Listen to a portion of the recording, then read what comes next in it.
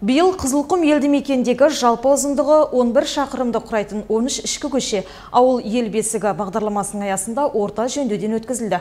Тұрғындарды табиғи газбен қамтамасыз ету үшін жаңа автоматтандырылған газ тарту станцияларын іске қосу жоспарланып отыр. Бұдан да басқа ауқымды жобалар жүзеге асады. Облыс әкімі Дархан Сатыбалды жетісайлықтармен кездесуде аудан халқын осындай жағымды жаңалықтармен қуантты. Иә, осыған дейін отын тасып көл шығарып отырған аудандағы 7 елді мекеннің 2000-нан астам тұрғынына бұл азаптан құтылатын күннің ауылы алыс емес сияқты. Өңір басшысы ауданға келген сапарында 2021 жылдан бері салынып жатқан 2 бірдей газ тарату станциясының биыл қолданысқа берілетінін мәлімдеді.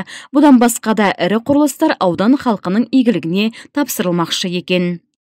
Аудан тұрғындарын сапалы табиғи газбен қамтамасыз ету үшін 2021 жылы Жетісай және Киров автоматтандырылған газ тарату станциясының құрылысы басталып, қазан айына дейін біз пайдалануға жоспарлап отырмыз. Қазірде мен аудан әкімімен бірге келе жатқанда сұрадым, осы биыл тапсырамыз деп отыр, іске қосамыз деп.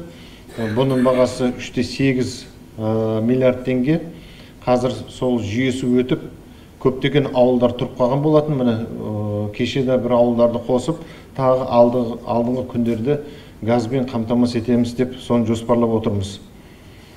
Жетісай қаласында жұмыстардың өз уақытын тиімді пайдалану үшін дені сау ұрпақ тәрбиелеу мақсатында дене шынықтыру кешенінің құрылысы жүргізілуде. Нысан желтоқсан айында пайдалануға берілетін болады. Құны 1,1 миллиард теңге. Құрбан Ата елді мекендегі ауыз су жүйелерін жаңғырту мақсатында биылғы жылы құрылыс монтаж жұмыстары басталды. Келесі жылға өтпелі бұл жоба. Ералиев ауылдық округі, Абай, Көктөбе және Бәйтерек ауылдарында жаңа фельдшерлік акушерлік пункттерін салу үшін сәулет жоспарлау тапсырмасы дайындалып, жобалау сметалық құжаттамасы әзірленуде. Құрылыс монтаж жұмыстары 2024 жылы басталатын болады. Облыс әкімі сондай-ақ ауданда индустриалды аймақ құрылатынын жеткізді. Соңғы 5 жылда шағын және орта бизнес саны 19 мыңнан асып, өндірілген өнім көлемі 126,5 миллиард теңгені құраған. Ал құрылғалы отырған индустриалды аймақ аудан тынысын одан сайын кеңейтіп, жүздеген жұмыс орындарының ашылуына сеп болмақ. Ауданда жаңа өндіріс кәсіпорындары ашу мақсатында индустриалды аймақ құру үшін қазіргі таңда жері анықталып, құжаттарын рәсімдеу жұмыстары жүргізілуде.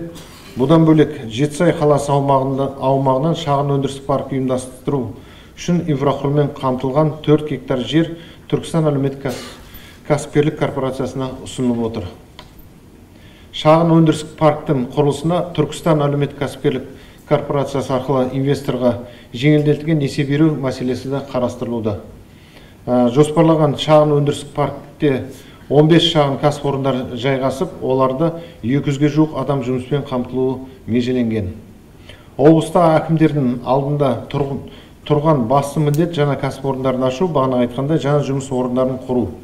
Тағы бір жағымды жаңалық, Жетісай қаласынан 500 адамды қабылдайтын қалалық емхана пайдалануға берілген. Осы жылы аудандық Жетісай орталық ауруханасын күрделі жөндеуден өткізуге 1 миллиард теңге бөлініп, жұмыстар жүргізіліп жатыр. Аудан құрылғалы бері бұқаралық спортты дамыту мақсатында елді мекендерде 14 спорт алаңшалары салыну үстінде.